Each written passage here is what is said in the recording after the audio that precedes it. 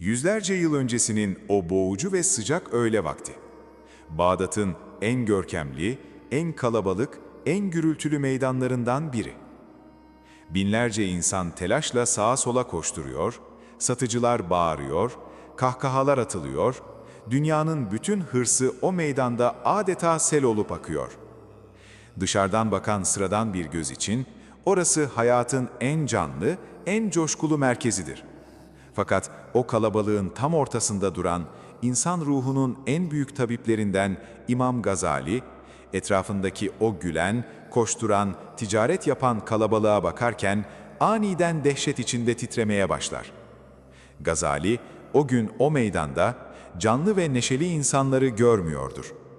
Onun açılmış kalp gözü, sokaklarda dolaşan, konuşan, nefes alan ama ruhları çoktan çürümüş, kapkara birer cesede dönüşmüş, yürüyen ölüleri izlemektedir. Gazali o an, insanlık tarihini sarsan o ağır gerçeği fısıldar. İnsanların çoğu uykudadır. Ancak öldüklerinde uyanırlar. Şimdi gözlerini ekrana çevir. Gündelik telaşların arasında, işe giderken, insanlarla konuşurken, gülümsediğinde, aynadaki o hareketli ve canlı suretine aldanma. Sen gökyüzünün yarılmasını, dağların parçalanmasını, o korkunç dünyanın sonunu bekliyorsun. Oysa hakikat çok daha sessiz ve çok daha kahredicidir.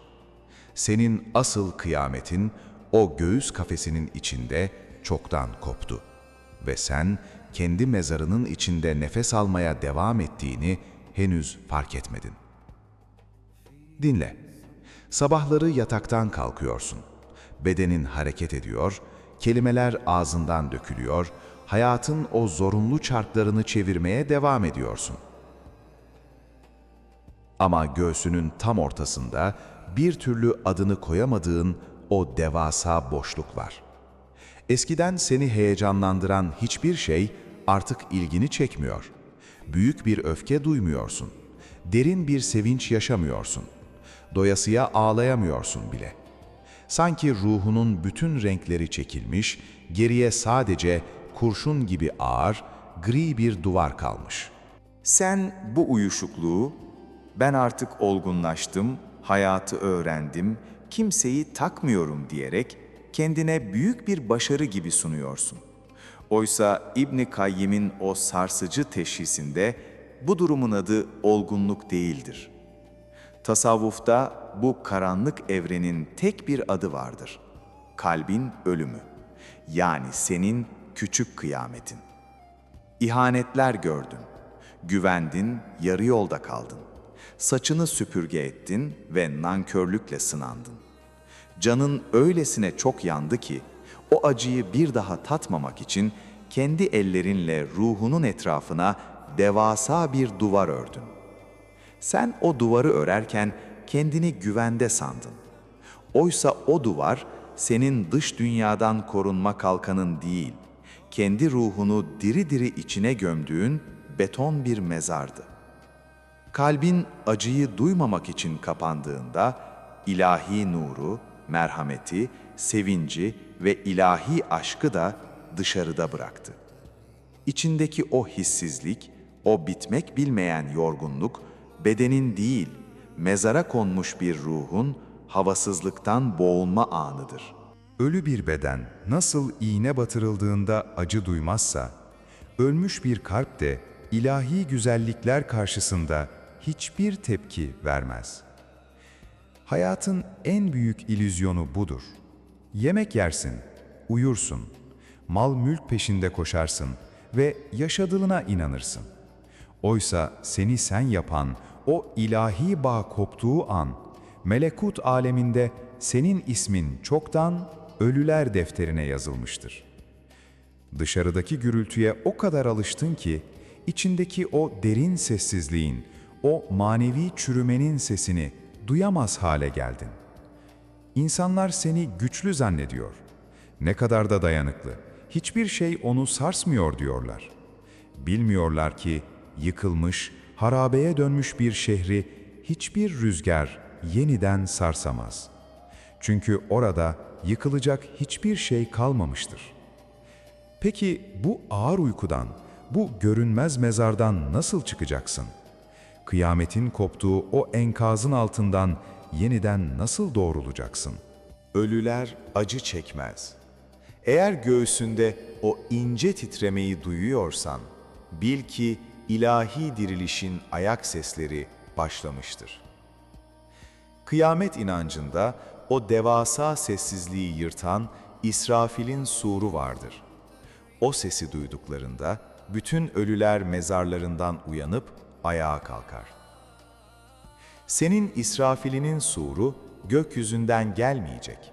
O ses senin o uyuşmuş kalbinin içinden sana doğruyu, adaleti ve ilahi olanı hatırlatan o ince fısıltı olarak yükselecek. O sesi duyduğunda omuzlarındaki o karanlık toprağı silkip at. İnsanların senin hakkında ne düşündüğü yalanından, o çukurdan derhal dışarı çık. Dirilen bir kalp, dünyaya geri döndüğünde artık eskisi gibi yürümez. Artık seni o boş kelimelerle, sahte gülücüklerle, ucuz menfaatlerle kandıramazlar. Sen, kalbinin kıyametini yaşamış ve enkazın altından ilahi bir nurla sağ salim ayağa kalkmışsındır. Dünyanın oyunları, ölümden dönmüş bir ruhu asla korkutamaz. Hissizliğini bir kalkan yapmaktan artık vazgeç. Bırak canın yansın, bırak o gözyaşları aksın, bırak o ilahi ateş göğsünü yeniden yaksın. O ateş seni yok etmek için değil, içindeki o karanlık cesedi eritip seni o gerçek, sarsılmaz, ebedi hayatına uyandırmak için geliyor. Şimdi, o Bağdat meydanındaki sahte kalabalıktan çık ve kendi içindeki o sessiz mezarlığa bak.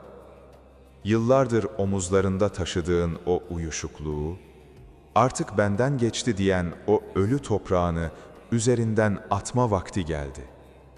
Aşağıdaki dilsiz duvarların arasına in.